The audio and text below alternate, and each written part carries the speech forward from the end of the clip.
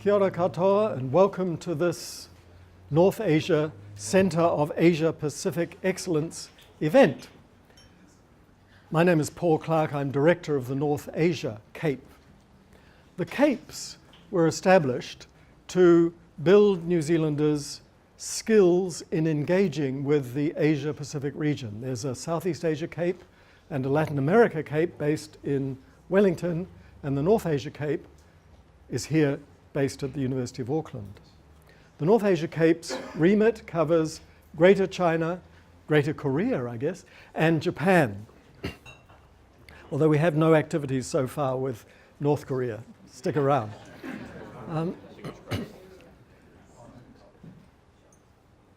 Can I introduce our speakers this evening in reverse order?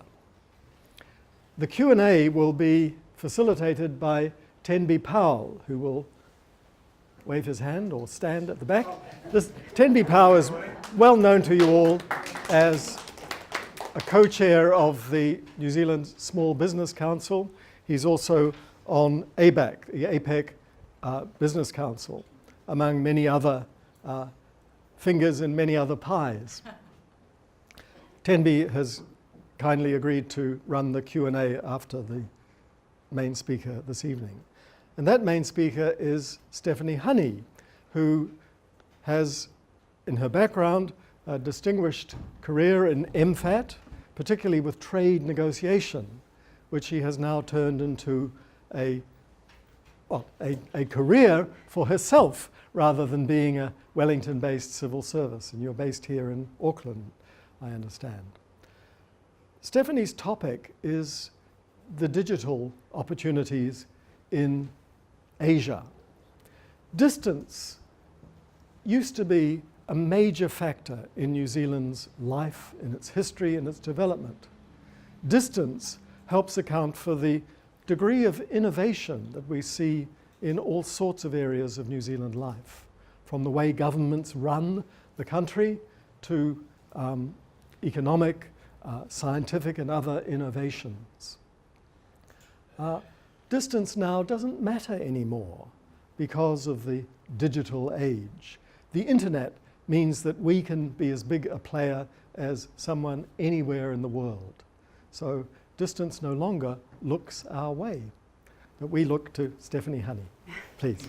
Thank you very much, Paul. And look, as Paul so kindly introduced me, I am coming to you tonight as a private trade policy consultant, but I spent what seems like a lifetime in New Zealand government service, working for the Ministry of Foreign Affairs and Trade. And I must say the area of trade negotiations that I was involved in was agriculture, and it doesn't get a lot more old economy than that. But it's been a huge privilege for me to be involved in digital trade. In fact, somebody over drinks said to me, "Oh, do you have a background in IT?" Well, I don't, and those of you who actually know about digital technology here tonight can feel free to jump in and correct me when I get the technical details wrong. But I do know a lot about trade, and one of the really fascinating things that I'm going to tell you about tonight is how trade is changing in this tidal wave, the tsunami, to use an appropriately North Asia phrase, of digital revolution. So just to briefly go through it, as Paul kindly mentioned, MFAT, I'm also the Associate Director of the New Zealand International Business Forum, and we're very lucky to have our Executive Director, Stephen Jacoby, here tonight. I work very closely with Tenby, who's moderating the Q&A in the Apec Business Advisory Council, which of course is very deeply concerned with enhancing Asia Pacific economic growth. And if you need any second-hand trade policy advice, Honey Consulting is happy to oblige. So I'd like to start tonight though with a few questions. We've all had a glass of wine, so hopefully people are feeling loose. Could you please put your hands up if you have watched Netflix or listened to music on Spotify in the last month? Okay, that's pretty good turnout. What about ordered something on Amazon? Few people there.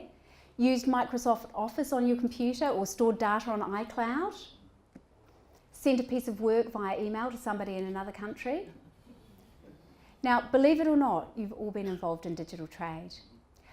If you haven't put your hand up, you might need to see me afterwards. As I mentioned, Honey Consulting is happy to help explain whatever kind of help you might need. So I think the key message I'm trying to get across to you with these questions is the fact that digital trade is everywhere, even though most people who are involved in digital trade probably don't really fully appreciate that they're involved in exporting or importing digitally. Now, what I'm here to talk about tonight is the promise that digital trade holds for New Zealand. And as I'll explain, when we're looking for Cloud 9, so to speak, there's a huge and exciting potential for digital trade for New Zealand SMEs, for a lot of the groups that have often struggled in traditional trade, so Māori business, the regions. Digital really potentially can unlock the world to those groups. But there are challenges, of course. With every opportunity, there comes risk and difficulty. And in particular, I'm going to talk about some of the challenges that globally we're facing when policymakers and businesses try to reconcile not just realising the huge opportunities in digital trade, but also some of those important concerns around privacy, security, national security, consumer protection, all of those things that we value as public goods that, you know, play into the way countries approach digital trade. So let's start with what I mean by digital trade. Now, unfortunately, this is a term that doesn't have a very clear, agreed international definition. Probably, in fact, when I use the word trade, the idea that comes into your head is containers of frozen beef or cars or washing machines heading off on a ship to the other side of the world. Now, it's certainly true that digital trade can include goods, so those physical products, although frequently it's actually in small packages rather than containers. But often it's weightless and instantaneous, and sometimes it even involves clouds. I've put on the slide here a bit of a snapshot of the way trade has evolved, and this is obviously a very crude generalisation, but to give you a flavour of the kind of trajectory that we've seen. From, you know, a lot of the century, trade was about goods, it was about big firms, it was about the advanced economies in the WTO.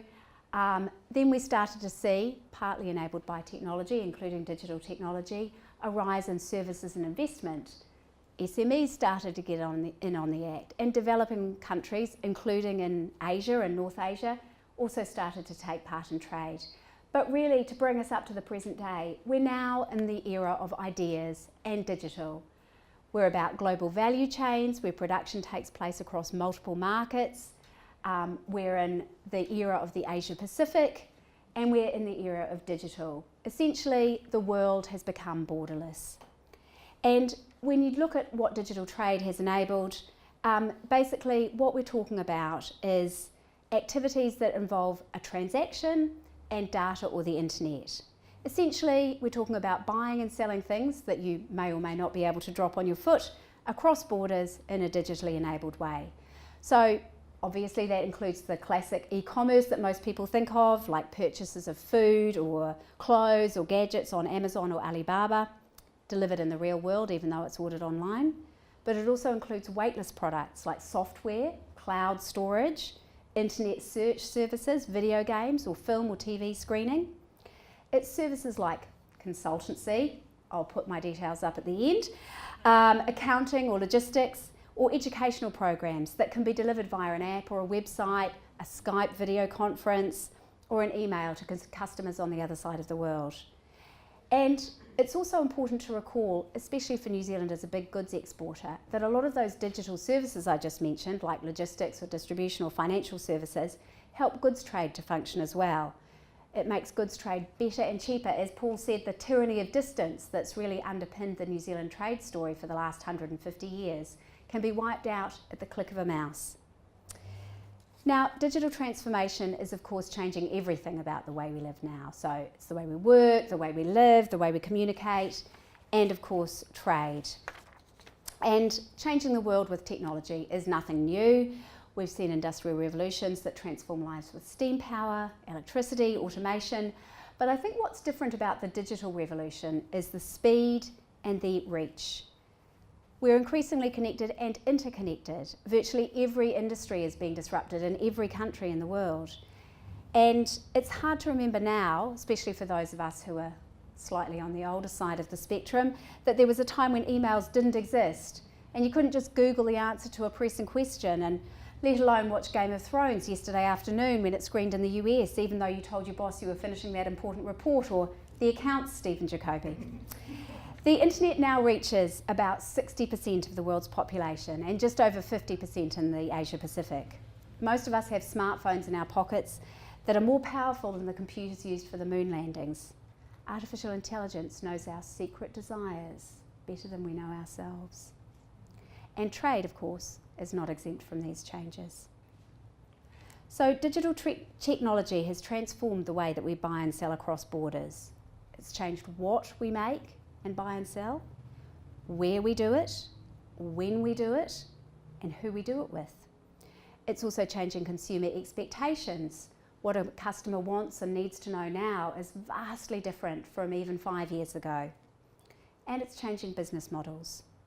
A trade policy consultant sitting at her kitchen table in Auckland can provide strategic trade advice instantaneously to a client in Japan. A customer in a Shanghai supermarket can use her smartphone to scan a QR code on a bottle of Anchor milk, find out when that milk was produced and when it landed in China. One day she might even be able to live stream Daisy the cow standing in the field in Waikato. Additive manufacturing means that you don't need to manufacture and send a part to Korea. You just send through the instructions and they can print it themselves using 3D printing. Now, the classic example in a speech of this nature is the New Zealand trade story. Started in 1882 with the first shipment of frozen beef carcasses sent off to Mother England. But 136 years later, last year, we saw Greenlee Meats sending a premium value-added shipment to Korea using a blockchain single window, meaning that all the paperwork and red tape was digital, so they didn't need to fill out any paperwork, and the supply chain had 100% integrity and traceability for the customer. So that's revolutionised the way that the trade has happened, all the services that go around it, like marine insurance, and what the customer expects and gets. In fact, businesses of all sorts use cross-border data to a greater or lesser extent to shape their business, to make it more efficient, more responsive to their customers, or higher quality. Let's take a Rolls-Royce engine, that's the classic example. Inbuilt sensors constantly send back performance data that enables a huge degree of fine-tuning and real-time maintenance if it's needed. Or in New Zealand, which takes information about what customers have enjoyed or done all around the world and uses it to design better services. Now that data piece I'm going to come back to later, because unfortunately that's one of the areas where digital trade is intersecting with broader goals in a way that is very potentially threatening to the huge explosive growth in digital trade that we're seeing. But to bring it back to the inclusive growth story that's so important for New Zealand and New Zealanders. Now, some communities and groups have often struggled to succeed in traditional trade models. So let's take Māori business in the provinces of New Zealand, or a small creative filmmaker telling New Zealand stories. Those businesses, thanks to digital trade, can now have instant, low-cost, global reach. We're seeing micro multinationals that can take part in trade or global value chains with very few barriers to entry. The very first customer of a small business can be on the other side of a world. In the US, it's been estimated that about 60% of SMEs on eBay reach 10 or more foreign markets. And that's pretty powerful when you think that 97% of our business community is SMEs. Imagine if we could unleash that potential here. At the global level, patterns are being transformed too. Now, sadly, traditional trade flows have been in pretty bad shape since the global financial crisis. You can see on this slide, we've got the red line, which represents global GDP growth. The blue line is world trade volumes growing. Traditionally, trade growth has been the engine for global economic growth, but you can see the big dip down in 2008, 2009. Trade growth took a huge hit. In 2016, it dipped down, in fact, to 1.7%. And the outlook for this year is still only 2.6%. Overall, flows of goods, services and financial flows are declining as a share of GDP. But if we look at flows of data as a proxy for digital trade, it paints a very different picture. A think tank, the McKinsey Global Institute, estimates that between 2005 and 2014, cross-border data flows increased 45 times over. Now that sounds pretty impressive, but if you look at the first block on the chart there, it's starting from a pretty small base.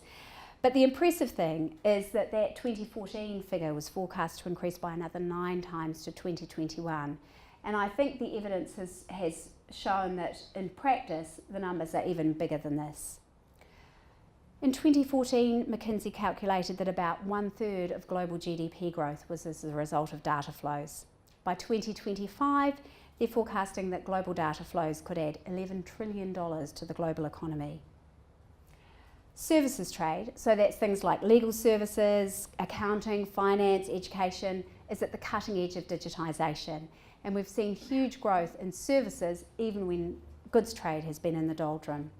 Estimates are that over half of all services are now digitised. And to give you a New Zealand example, let's look at the amazing performance of Xero for an impressive use of accounting services that are digitised. So to bring it back to our North Asian friends, let's compare the trajectory of services exports and ICT exports, that's communications, telecommunications and computer services, for Korea, Japan and China over that same post-GFC period. So you can see the top line there is China. This is all services, pretty impressive, but Japan, Hong Kong and Korea are also on an impressive upward sweep. ICT services tells a very compelling story. But it's not just about weightless trade. About 12% of global goods trade is delivered via the e-commerce platforms like Alibaba and Amazon.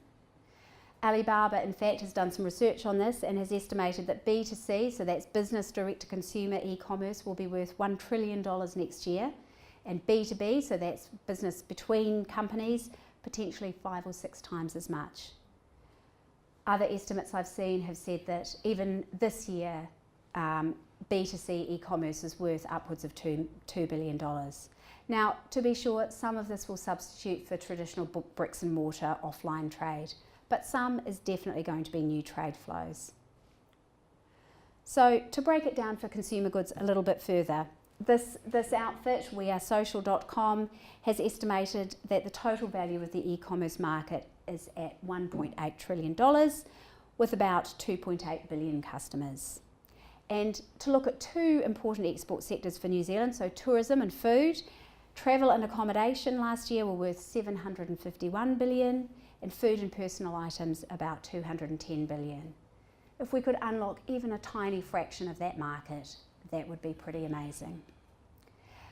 And I don't want to stun you, those numbers are certainly very impressive, but maybe the most startling thing about all of this digital trade work is that those numbers probably underestimate the value of digital trade. Our traditional ways of counting and measuring, especially when it comes to services trade, don't fully reflect the value created and the transactions involved. But it's not just about the dollars and cents, there are a lot of other benefits as well. A recent WTO report, for example, predicted that digital technologies could boost trade by over 1/3 by 2030, thanks to lowered costs and increased productivity. And that's particularly compelling for New Zealand companies that may struggle to otherwise provide those sort of backbone services, back office services, logistics services, distribution services that come with being a small open economy on the bottom of the world. Now, the massive growth in digital trade is of course most vividly illustrated in Asia, and the economies of North Asia are among the biggest consumers of e-commerce in the world. Not to disregard Southeast Asia, but for example, China and Korea are both well above the global average. Let's look at China. Over 1 billion people bought consumer products using e-commerce last year, and many of the individual categories like fashion or food grew at over 15 or 20%. So there's a huge opportunity there, and a potentially significant catalyst for economic growth and social enablement in New Zealand, in developing countries and globally. But just as the statistics haven't kept pace with the digital revolution, unfortunately, nor has global economic governance. Most of this explosion in digital activity has taken place with only limited rules and regulations governing cross-border trade. Now, in that classic example of containers of frozen beef I mentioned earlier, it was all pretty straightforward. Not to say that there weren't trade barriers, but the relevant tariffs and trade rules were clearly set out in WTO schedules and agreements, and screeds of paperwork were no doubt filled out by both the exporter and the importer to make the trade happen. But until relatively recently, governments hadn't done much to regulate, whether to constrain or enable or simply keep an eye on what was happening in the digital space. Most of the existing WTO rules were designed, in fact, when the internet was really just a gleam in people's eyes. In fact, even the fax, does anybody here remember those, was seen as a frontier technology at the time of the mid-1990s when the WTO agreements were designed. Actually though, I don't want to be too critical. We should really give credit to the designers, some of whom were New Zealand officials, of those original WTO rules. Although the internet was just getting going, those rules from 1995 did a reasonable job in setting up some basic trade frameworks, especially for services trade. But it's very clear that they are not enough. We need to go further. New technologies raise new questions about governance, about competition policy, about the way trade happens. Many of the existing trade rules aren't a really comfortable fit for the digital era. Frontier technologies like AI, like media streaming, the Internet of Things, disruptive business models are all now pushing the boundaries of that existing framework of rules that's governed trade very successfully for the last 30 years. And e-commerce trade, although it's in some ways rather traditional, is straining traditional trade infrastructure. Customs services struggle to cope when they're dealing with a myriad of small individual packages rather than a giant container. In general, governments have had plenty of latitude, unfortunately, to create domestic policies that in some cases actively work against digital trade. Now, some of you of a sort of an anti-business bent might think that business would actually welcome this lack of intervention, the lack of coordinated regulation. But in fact, in most cases, business actually wants clear, straightforward regulation. That obviously makes business models more predictable, more certain, business planning, business investment more straightforward, but also, and I think this is very important, clear regulation enables the social license to operate. If their customers don't trust them or don't feel comfortable dealing with them, they're not going to be a successful business. Now, it's certainly true that we need to design the rules very thoughtfully. In some cases, the technology is evolving so rapidly that it's clear that a very light touch is needed. Until it's obvious what may be required, we don't want to inadvertently choke off innovation or opportunities. But the basic ethos, I think, should be about enabling trade. Regulation shouldn't be trying to stifle innovation or business, even though we may also want to safeguard some very important social goals like privacy or security. Making it easier for customers and businesses to sell and consume online should be at the heart of digital trade policy.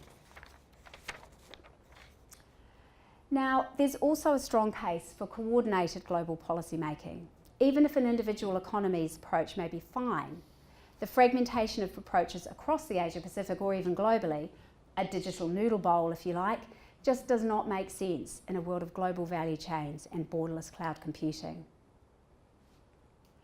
Noodle bowl or not, what do trade rules typically look like in this space? Well, regulations are generally domestic. They're often not explicitly aimed at trade, but they cover issues like data flows, data storage, privacy, financial services, e-commerce, consumer protection.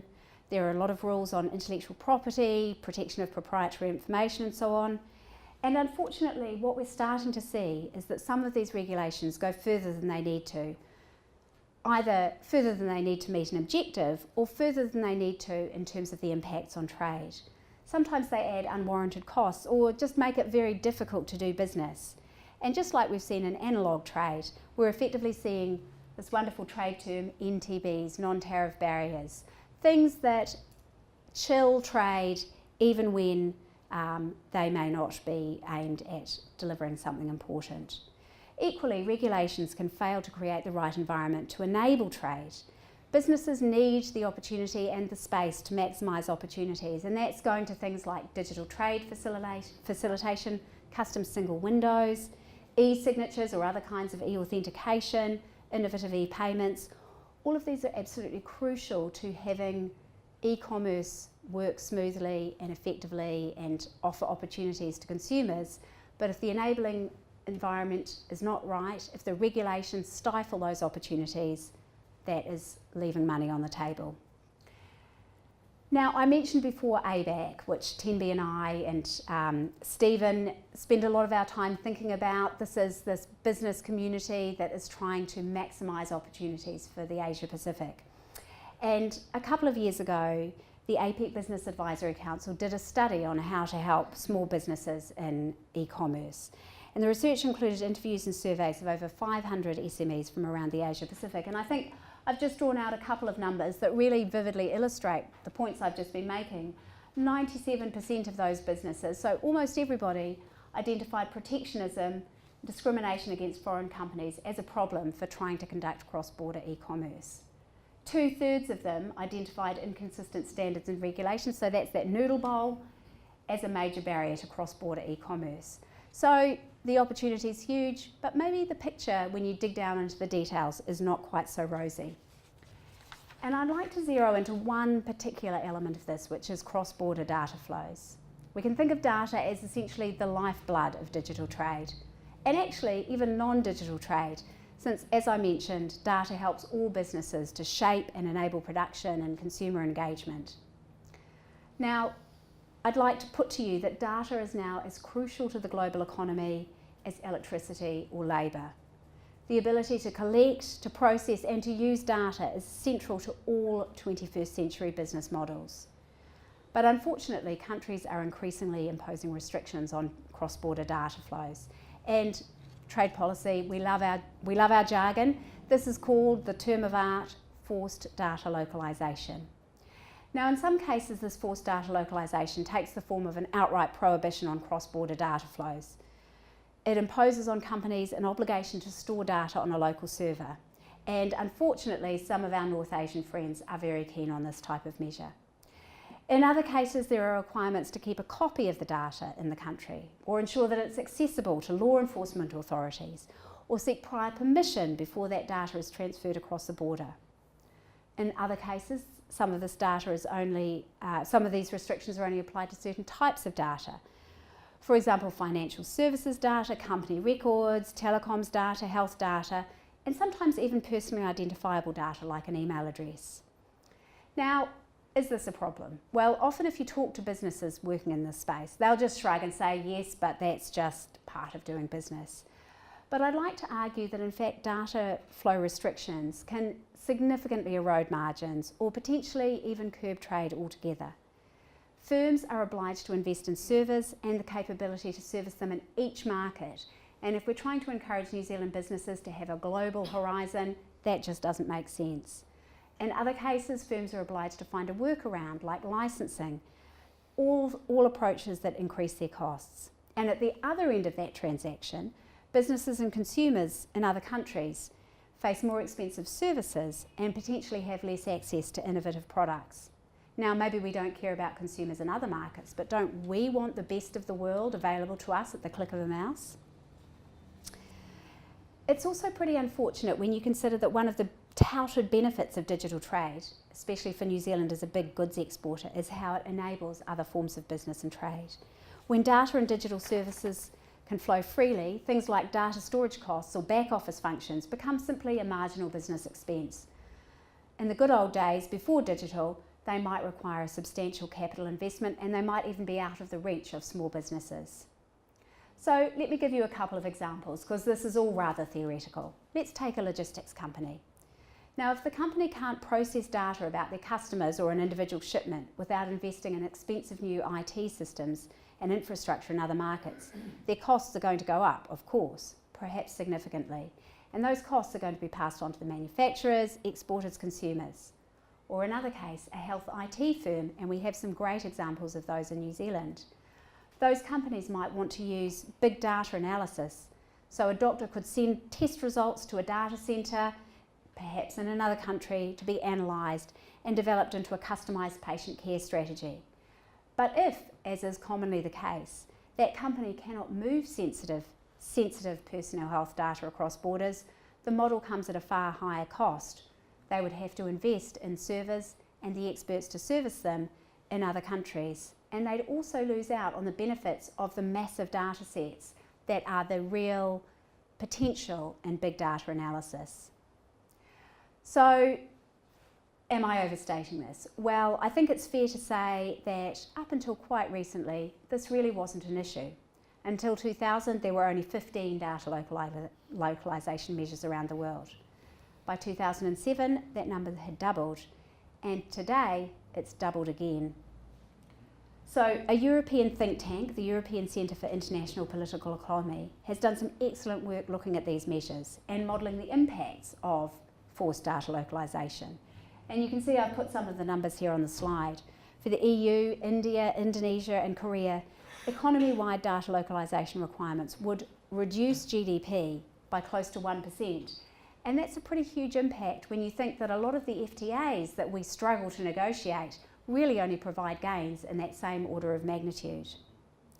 So why do people do this? Why force data localisation? Well, some of the big drivers are stated concerns about privacy, consumer protection, cybersecurity, even in some cases national security. Now it's hard to argue with those. Obviously, they're legitimate objectives. Nobody wants their personal details misused, to fall into the wrong hands, or some sort of national security threat. And governments do have an obligation to mitigate those kinds of risks. But I think the argument that I'd make is that sometimes the way that countries go about delivering on those objectives, so about protecting privacy or safeguarding data, has a far greater impact on economic growth and trade than it needs to. Sometimes, in fact, the way that the policies are designed works against the objectives. So let's take data security. Now, cybersecurity is a function of technical, financial, physical and human factors. Our pre-digital brains might think that if we keep the data padlocked in a server right next to us, it's as safe as it could be. But that actually ignores the technical reality. Data is actually more secure when it's encrypted and stored in the cloud across multiple geographical locations and multiple copies than when it's sitting in a single server in a single country. Now, increasingly large volumes of data are stored in the cloud. In 2015, 70%, an estimate I've seen, 70% of all internet traffic went through cloud data centres, up from 30% just 4 years earlier. So obviously, you'd want to be sure that that data was secure. But I think it's clear that forced data localisation isn't the best way to ensure that. Likewise, a lot of countries are grappling with the complexities of protecting personal privacy. And again, it's very hard to argue against that as a goal. The EU is a very strong advocate of that. It describes data privacy as a fundamental human right and says that it shouldn't be even part of trade deals.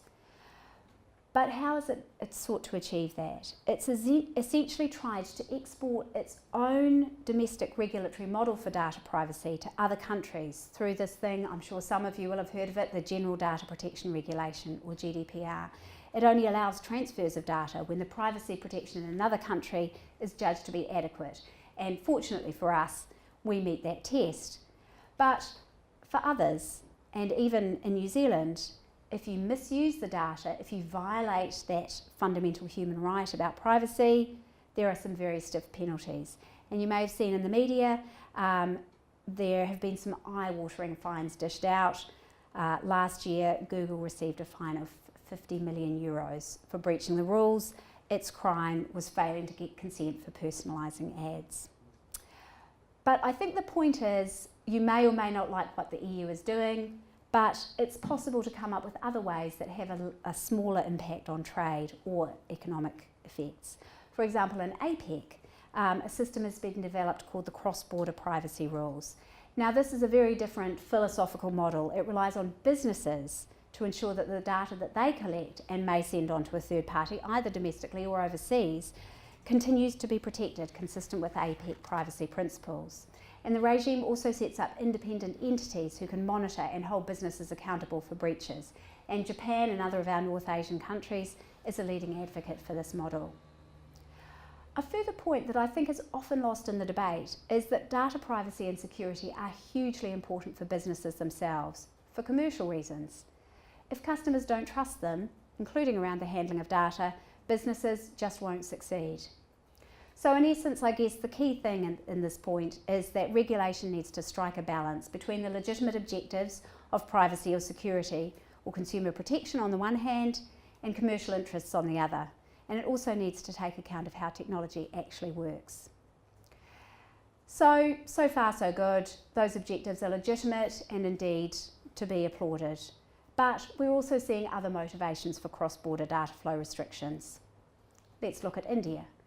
India is currently developing a new e-commerce law which does include requirements for forced data localization, and I'd like to read you an extract from its draft law. It says, "In the future, economic activity is likely to follow data.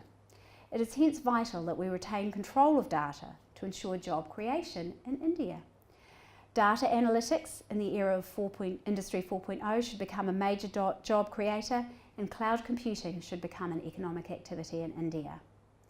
So it's a little difficult for a New Zealand firm facing these huge additional costs to swallow the idea that this is all being done to create more jobs in India. And unfortunately to say, some analysis that I've seen suggests that any new jobs created through these kinds of measures are likely to be very small compared to the economic impacts from forced data localization in other parts of the economy. Now, that same European Centre for International Political Economy has developed what it calls a digital trade restrictiveness index. And you can see it's a sliding scale from 1 to 65, with 1 being the worst offender and 65 the best. Now, unfortunately for us, many of our most important markets, including in North Asia, feature rather prominently, but arguably at the wrong end of the scale. And that's obviously a pretty daunting prospect for New Zealand companies looking to do business in those markets. So the kind of restrictions they may face include tariffs and taxes on digital goods and services, foreign investment restrictions, which often go hand in hand with a requirement to establish in that market to be able to provide services, and restrictions to cross-border data flows. By the way, who wins the prize for the least digitally trade restrictive? New Zealand. Now, another really big challenge comes from the so-called digital divide. Not every country and not everybody in every country can take advantage of the potential of digital.